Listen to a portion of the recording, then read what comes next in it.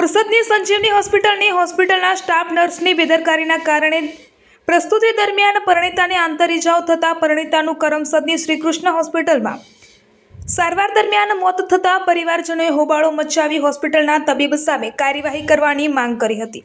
અંકલાવ તાલુકાના માનપુરની 24 વર્ષીય પરિણીતા નમ્રતાબેન હિતેશકુમાર પઢિયારને પ્રસ્તુતિની દર્દ ઉપડતા તેમણે ગત શનિવારે રાત્રે બોરસદની સંજીવની હોસ્પિટલમાં પ્રસ્તુતિ માટે ખસેડવામાં આવી હતી.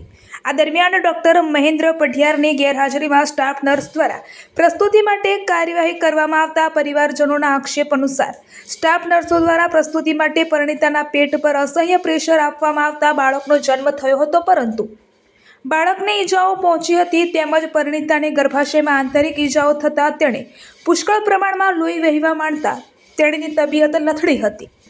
પરિણીતાની તબિયત લથડતા સ્ટાફ નર્સ દ્વારા ડોક્ટર મહેન્દ્ર પઢિયારને હોસ્પિટલમાં બોલાવવામાં આવ્યા હતા, પરંતુ ત્યાં સુધી પરિણીતાની સ્થિતિ ગંભીર બની ગઈ હતી. ત્યારે હોસ્પિટલના તબીબ દ્વારા પરિવારને સ્થિતિની જાણ કરવાને બદલે પરિણીતાને અને તેના પરિવારજનોને એમ્બ્યુલન્સમાં બેસાડી વધુ સારવાર માટે કરમસદની શ્રીકૃષ્ણ હોસ્પિટલમાં ખસેડવામાં આવ્યા હતા, જ્યાં ગત રાત્રે પરિણીતા નમ્રતાનું સારવાર દરમિયાન મોત નીપજ્યું હતું. કરમસદ ખાતે શ્રીકૃષ્ણ હોસ્પિટલમાં પરિણીતાના પોસ્ટમોર્ટમ દરમિયાન પરિવારજનોએ હોબાળો મચાવ્યો હતો અને તબીબ ડોક્ટર મહેન્દ્ર પઢિયાર વિરુદ્ધ ગુનો નોંધવાની માંગ કરી હતી, જેથી ડીવાયએસપી એસપી કહાર અને અંકલાવ પોલીસ મથકનો સ્ટાફ હોસ્પિટલમાં દોડી આવ્યો હતો અને તેઓએ નિષ્પક્ષ કાર્યવાહી કરવાની ખાતરી આપી હતી. તેમ છતાં પરિવારજનોએ ભારે હોબાળો મચાવ્યો હતો. ઘટનાની જાણ થતાં અંકલાવના ક્ષત્રિય નેતા સંજયસિંહ રાજ અને જીટોડિયાના ક્ષત્રિય નેતા જયપ્રકાશ ચાવડા હોસ્પિટલમાં દોડી આવ્યા હતા અને મૃતક પરિણીતાના પરિવારજનોને ન્યાય મળે તે માટે તેઓ પરિવારની સાથે હોવાનું જણાવ્યું હતું. ત્યારબાદ લાંબા હોબાળા બાદ અંતે પોલીસે પોસ્ટમોર્ટમના રિપોર્ટ બાદ જે દોષિત જણાશે તેની વિરુદ્ધ કાર્યવાહી કરવાની ખાતરી આપ્યા બાદ મામલો થાળે પડ્યો હતો અને પરિવારજનોને મૃતદેહને સ્વીકારી માનપુરા લઈ જવા રવાના થયા હતા.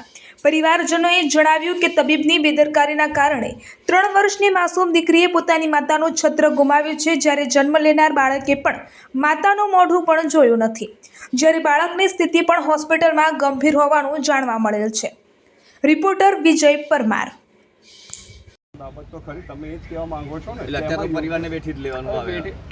સંજયભાઈ તમે સમજ્યા નહીં? રડી કાઢવાનું જુઓ, એક વસ્તુ સમજો, પણ તમે આજે મને ધ્યાન દોર્યું છે એટલે એમાં એટલે આગળ સાહેબ મને ભલે તમે હું તમારું સન્માન કરું, સમજો તમે કાયમ તમે આગલા પોલીસ સ્ટેશનમાં છે સાહેબ આપણા? ના, હું ડીવાયએસપી છું, બોરસદમાં ડીવાયએસપી સાહેબ છે, બરાબર? ડીવાયએસપી ચોવાટિયા સાહેબ બી છે ને મારા ખ્યાલથી?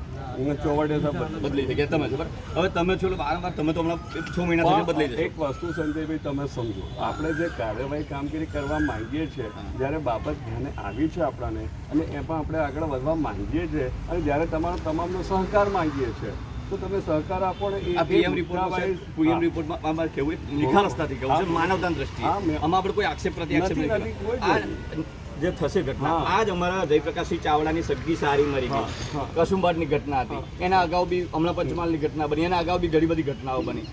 ગયા વર્ષે 24-25ના કેસમાં અમે CDHO સાહેબ જોડથી ત્યાંથી લિસ્ટ મંગાવ્યું, 32 થી 33 જેટલી મહિલાઓના મૃત્યુ આવા કંઈક બેદરકારીના કારણે થયા એવું પરિવાર કહે છે, બરાબર છે? તો એ લોકોના પીએમ રિપોર્ટ કેમ નથી આવ્યા? તો એ રિપોર્ટ તો અમને જણાવો. સંજય, તમને એ જ કહેવા માંગુ છું કે એ જે તમે બાબત કહો છો ને, નથી આવ્યા, ખરેખર નથી આવ્યા. હવે એ મારો તપાસનો વિષય છે, હું તપાસ કરીને તમને કહી શકીશ ને. તમે હમણાં તાત્કાલિક માંગો તો હું કઈ રીતના આપું? મારી વાત તો સાંભળો તમે. જ્યારે તમે આમની વાત કરો છો તો કદાચ એમને મને કદાચ મળવું જોઈએ, અથવા તો જે કંઈ પણ મારા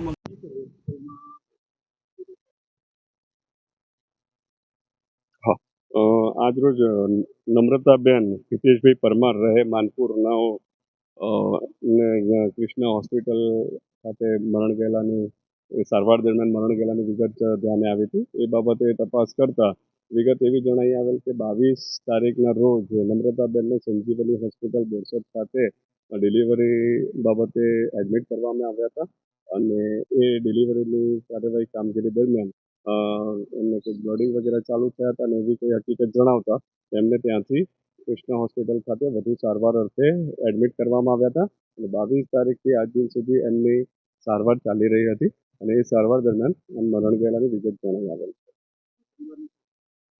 પરિવારના આક્ષેપો એવા છે કે નમ્રતાબેનની સંજીવની હોસ્પિટલ ખાતે જે સારવાર ચાલતી હતી ડિલિવરીની બાબતની, અને એ ડિલિવરી દરમિયાન ડૉક્ટર જે છે એ તેમના સ્ટાફ જે છે એમના દ્વારા બેદરકારી અને નિષ્કાળજી રાખવામાં આવેલી છે, અને એ બેદરકારી અને નિષ્કાળજીના કારણે વધુ સારવાર હેઠળ એમને કૃષ્ણા હોસ્પિટલમાં લાવવામાં આવ્યા હતા, અને એમની બેદરકારીના કારણે, નિષ્કાળજીના કારણે આ મરણ થયેલાનું વિગત ધ્યાને આવેલા છે એવા આક્ષેપો પરિવારજનોના છે. જે બાબતે તમામ મુદ્દાઓ, પાસાઓ અને પરિવારજનોના જે આક્ષેપો છે એ તમામ આક્ષેપોની યોગ્ય તપાસ કરીને આગળ કાયદેસર કાર્યવાહી કરવામાં આવશે. નીલમ. અમે ત્યાંથી એને દુઃખ ચાલુ થયું શનિવાર હજે તે અમે 22 તારીખે 3 વાગે એને દવાખાને લાવ્યા સંજીવની હોસ્પિટલમાં.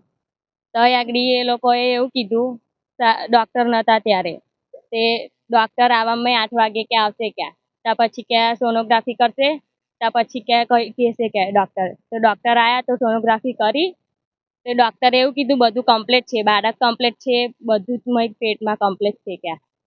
પછી એ લોકોએ 11નો ટાઈમ આપ્યો. પછી સિસ્ટરોએ ડાયરેક્ટ બોટલ ચાલુ કરી દીધી. બોટલ ચાલુ કરીને એમને 9 વાગે ડિલિવરી કરાવવા લઈ ગયા, અને ત્યાં અંદર કોઈ જ નહોતું, ખાલી સિસ્ટરો એકલી જ હતી, ડૉક્ટર હાજર નહોતા.